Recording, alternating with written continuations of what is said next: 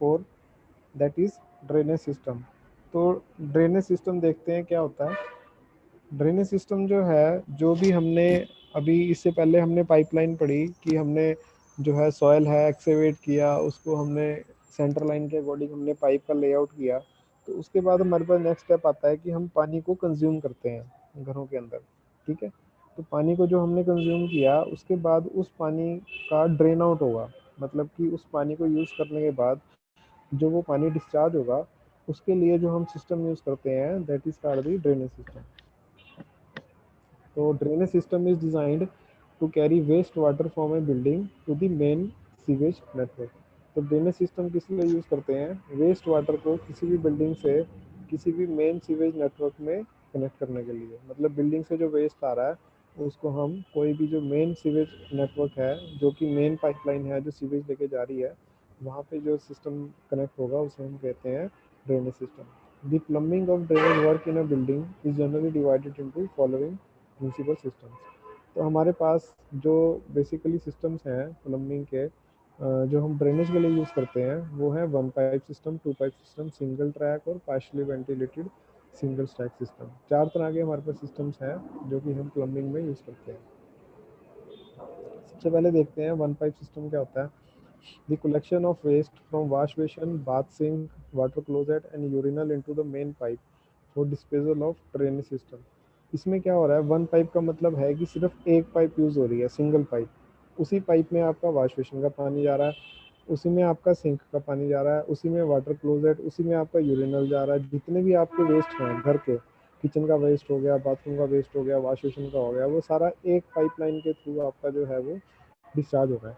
जैसे यहाँ पे आप नीचे देखेंगे कि सबसे नीचे देखो वेस्ट पाइप जो है, ठीक है, waste and vent pipe 75 dia लिखा हुआ है जो, यहाँ से आपकी जितनी भी पाइपलाइन है सारी कनेक्ट हो गई इस सिंगल पाइप के अंदर जो है वो डिस्चार्ज हो रही है। तो वन पाइप सिस्टम पहले फॉलो होता था, अभी ये फॉलो नहीं होता है, क्योंकि इसके अंदर जितना भी वेस्ट प्रोडक्ट है वो सब मिक्सअप हो जाता है और इसको बाद में ट्रीट करने में काफ़ी दिक्कत आती है।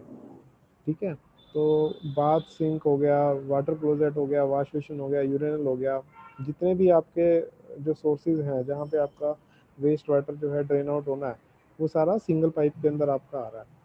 ठीक है, while adopting this system the following points should be kept in mind. तो इस सिस्टम को फॉलो करने के लिए हमारे माइंड में कुछ पॉइंट्स होने चाहिए, जैसे कि deep water seal of 75 mm depth should be provided in traps. तो जो ट्रैप्स हैं उसके अंदर कम से कम 75 mm की जो सील है वो प्रोवाइड होनी चाहिए 75 mm डेप्थ के ऊपर। 50 mm डायमीटर होना चाहिए वेंट पाइप का। ये भी हम आगे देखेंगे कि ये वेंट पाइप क्या होती है, ट्रैप क्या होता है, ये सारा अभी हम जो आगे पढ़ेंगे इसके अंदर वो सारा हम रीड आउट करेंगे। उसके बाद air tight joint should be provided. Air tight joints जो हैं कि पाइप्स के अंदर वो सभी जो है एयर टाइट होने चाहिए, कहीं पे भी किसी भी तरह का लीकेज नहीं होना चाहिए। The fall of waste pipe in the direction of flow should be continuous.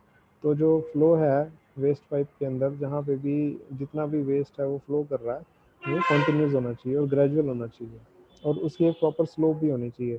Slope इसलिए होनी चाहिए क्योंकि अगर ग्रेविटी फ्लो में जो वेस्ट है वो फ्लो नहीं करेगा तो वहाँ पे बीच में कहीं पे भी ऑब्स्ट्रक्शन आ सकती है, कहीं पे भी रुकावट आ सकती है। तो इसीलिए जितना भी फ्लो है वो पूरा एक स्लोप के अंदर होना चाहिए और एक प्रॉपर जो ग्रेडियंट के अंदर फ्लो पूरा है वो रहना चाहिए।